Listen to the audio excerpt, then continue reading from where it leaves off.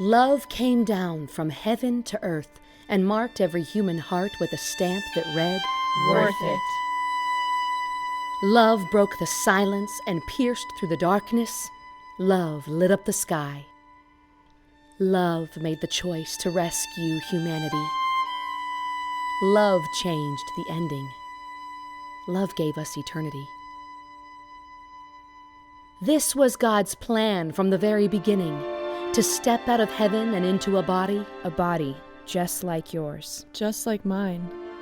Even before he said, "Let there be light," he had made up his mind to grow in a womb for 9 months and enter this world just like the rest of us, to prove how high, how wide, how deep is his love. Jesus chose to go low. The greatest act of humility that humanity has ever known.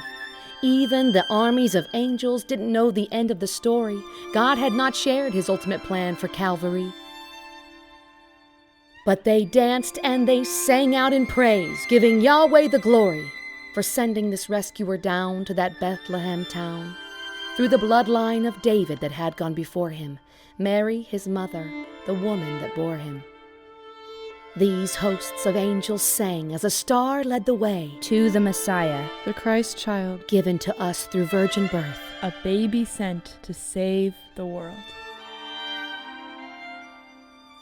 The shepherds trembling in a field nearby knew they had to feast their eyes on the Messiah, the Christ child. They heeded the words of the angel's call and followed the star to the family's stall. There, wrapped in swaddling cloth, cradled in the arms of the humble woman that said yes to God. This baby, this infant, so tiny and defenseless, couldn't do or give them anything, and yet this Jesus was enough. Incarnate love.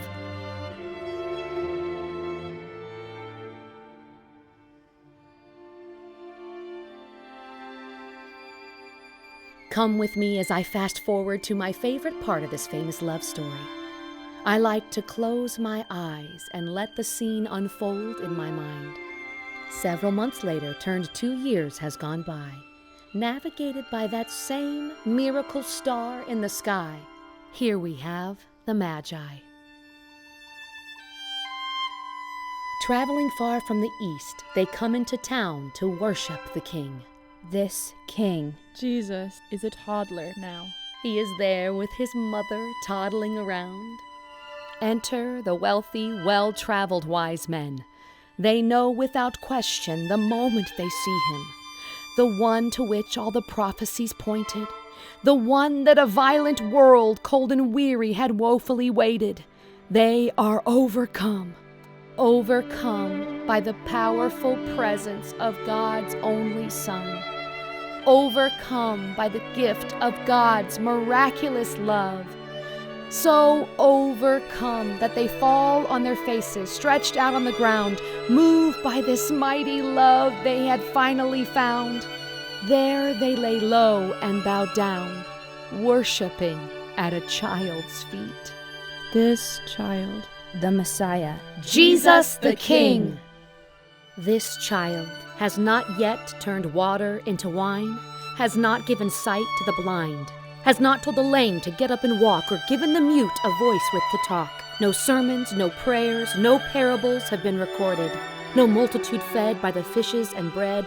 No storms have been calmed by the words that he said. And Lazarus has yet to be raised from the dead. But this, for these wise men, this baby, Jesus, is enough. Incarnate love. The wise men aren't there to ask for more wisdom. They don't bow down for blessing. This isn't about them. They are not there consumed with their needs. They have not come with intent to receive. What they needed, what they've hoped for, what they have sought out is to see. They shower this child with the treasures they bring and lay them before this toddling king. And this This is the scene. My favorite part of the story. This is the moment that leaves me in awe. I imagine these men that traveled for so long, so far, following a star. I see them with gifts brought from lands far away. I see them stretched out, flat on their face. What a selfless act of praise. And then I stop to wonder, have I ever worshipped King Jesus this way? Praise pure and simple, that is all about him. Worship that is not a means to an end. And so, in this moment, I choose to repent.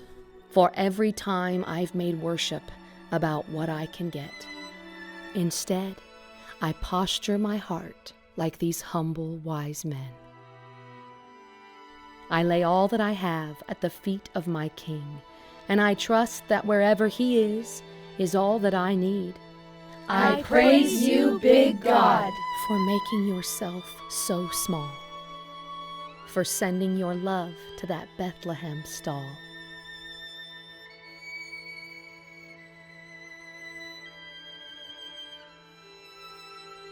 Jesus, you are enough for me. You are now and you forever will be. I sit and cast my gaze to where my help comes from. I am transformed by the glow of your incarnate love.